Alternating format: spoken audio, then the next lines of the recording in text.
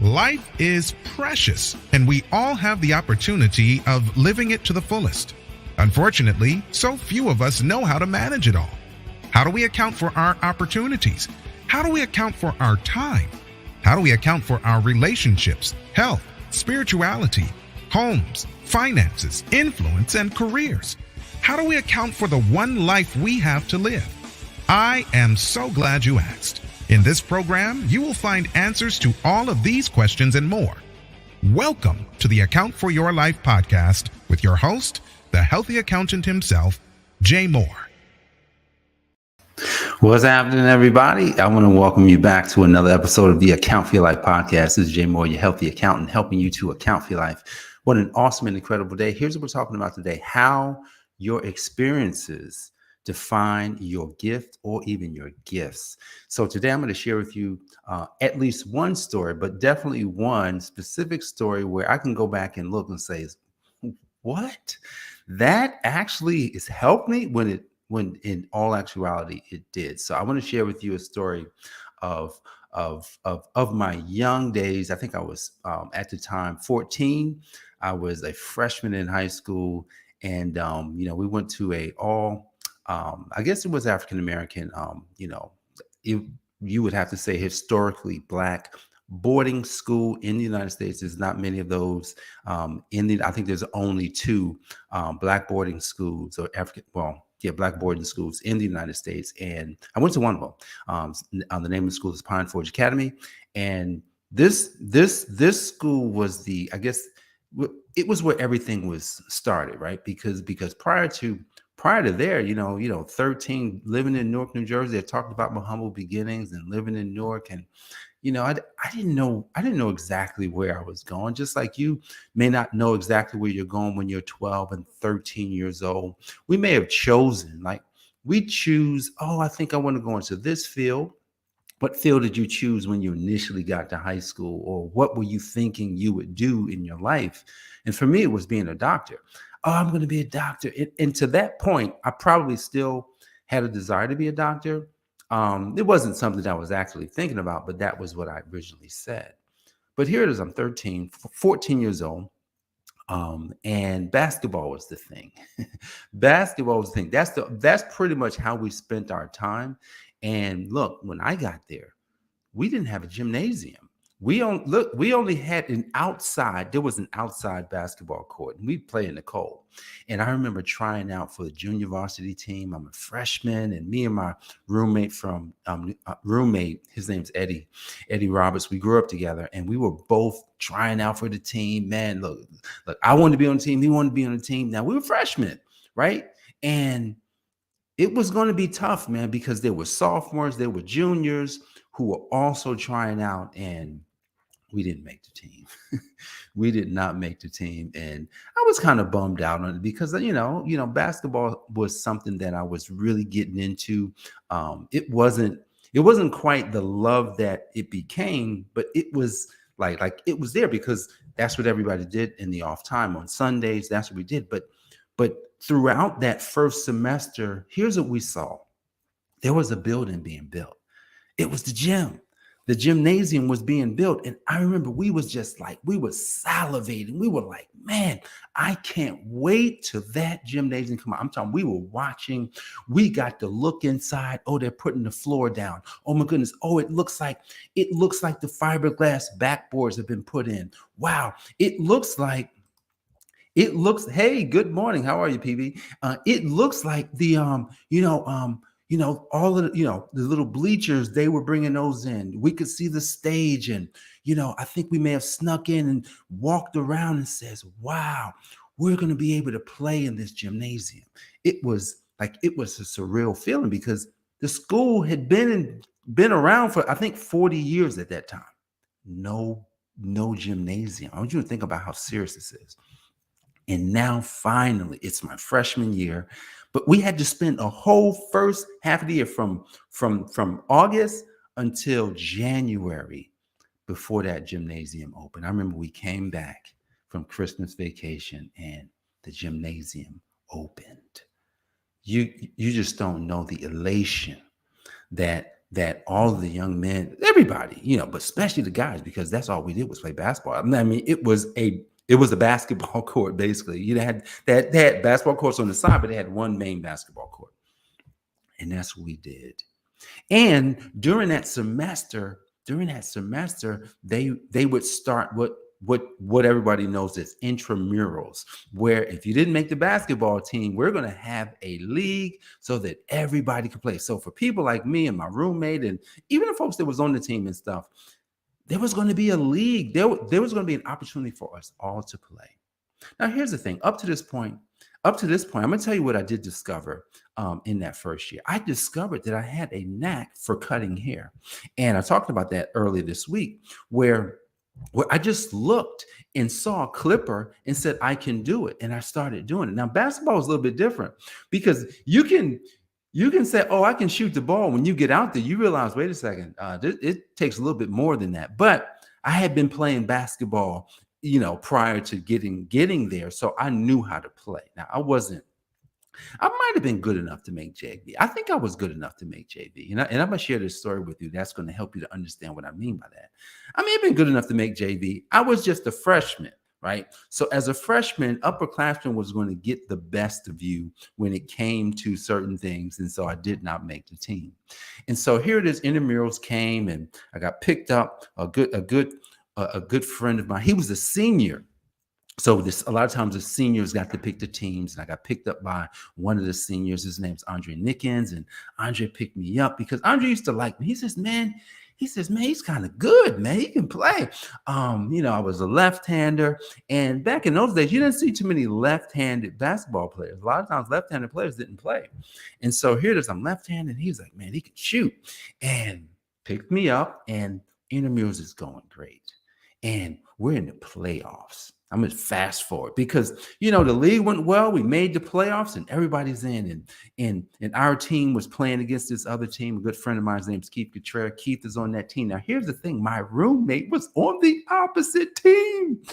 It was so cool, right? Because my roommate's on the opposite team and we basically had to play against each other. See, guys, when it comes to your gift, here's the interesting thing. You're going to be lined up against people you love. When it comes to your gift, you're going to have to actually, it's not that you have to say that you're better than them, but you may have to outdo people that you like and you love, and you may have to wind up because you got to take your spot. You have to stand up. Look, everybody's not going in the same place. Everybody can't do the same things. Everybody's not going to get the same accolades. Everybody's gifts are different. And when your gift has to be put before kings, is what they say, your gift maketh room for you and will bring you before great men, then that means that you have to do what you have to do to make it happen. And that game, we were in this game, it was a tight game. I'm talking about it was back and forth, back and forth, back and forth, back and forth. I can't remember how many points I scored, but I'm sure I was scoring some points, and my roommate scored some points, and we were going at it, and the game came down to a few seconds. Now, here's the thing. Sometimes you get a glimpse of who you can be in a moment. I want you to think about this.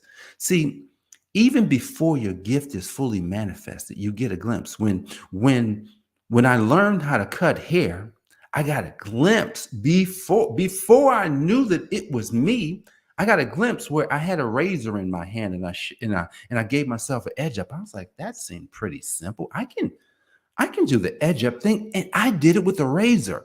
So when I saw the clippers in the room of one of my freshman buddies, I said, I can cut hair. Let me cut your hair. You don't know what you're doing. Look at your hair. It's all messed up. Let me do it for you. And my gift showed up. I had a natural proclivity of actually looking at someone's head and could see what they said. Oh, I want it like this. You want the box haircut with the fade? I got you, man. Fade it out, square it off, all that good stuff. And it just grew and grew and grew because I just kept doing it over and over. So here it is. We're in this game now.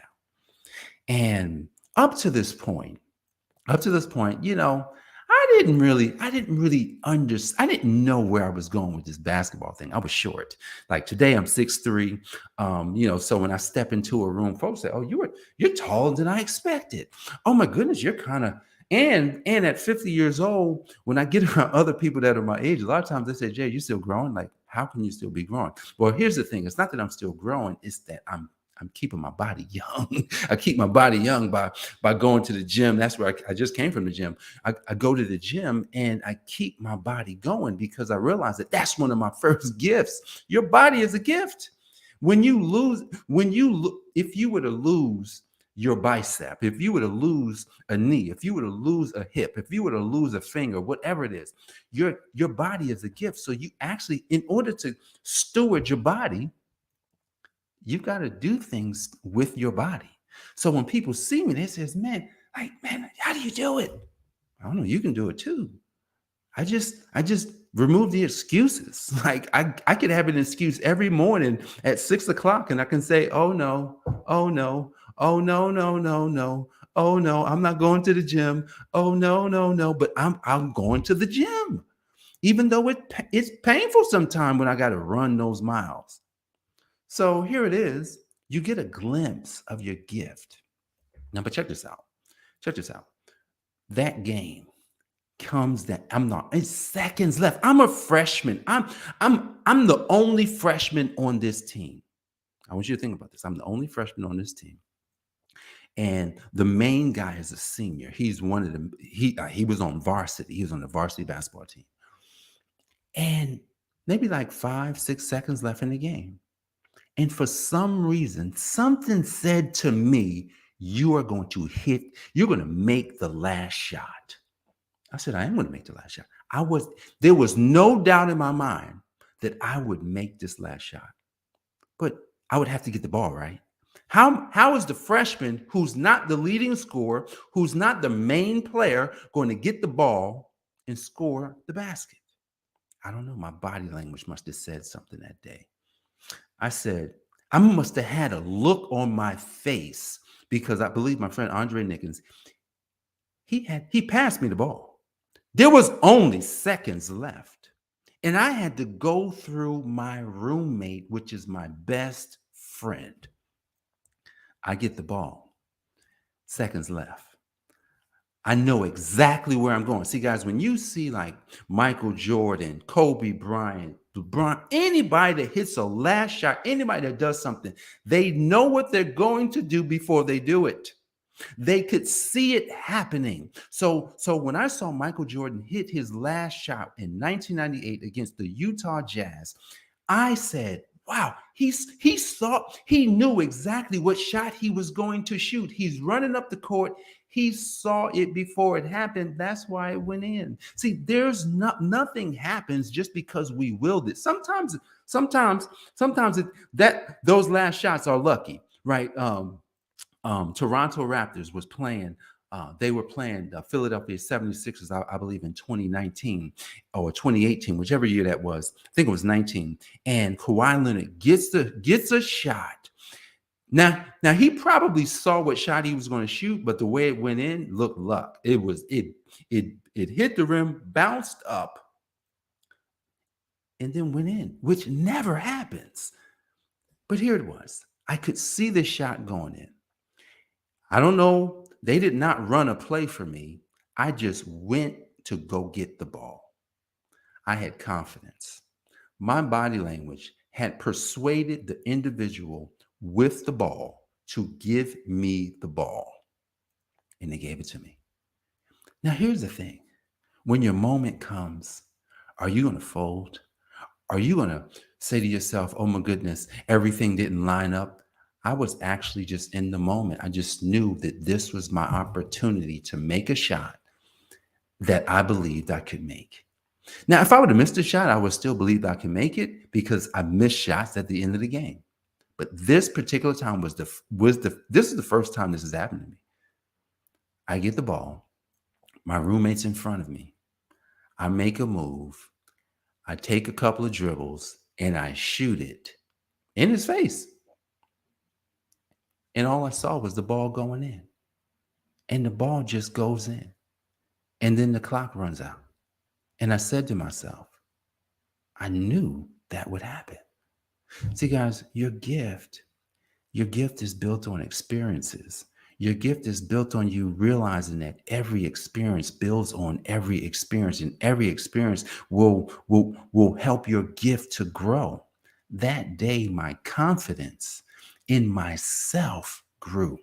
See, if we don't have confidence in ourselves, there's no way you can take your gift to the world, because no one wants an unconfident person saying they can do something or acting like they can do something. You have to be fully confident whether someone likes it or not. And that day when I made that shot, it's so funny because for years and years, it was so funny because my friend Keith Cottrell, which was on that team, and we put his team out of the playoffs that day. Now, we didn't go on to win the championship. We wound up losing the next round. But that day he says, man, I can't believe Eddie let you make that shot. I said, Eddie didn't let me make that shot. Eddie was in my way. And I made the shot. It just so happened that he was my roommate, my friend, but I still made it. And there was no time left. Nobody got a chance to make another shot except me that day. So guys, when it comes to your gifts, realize that there's going to be experiences that come up in your life. Good. Now, I just gave you a good experience. Maybe I'll have a bad experience for you tomorrow, the day after. But the bad experiences also come.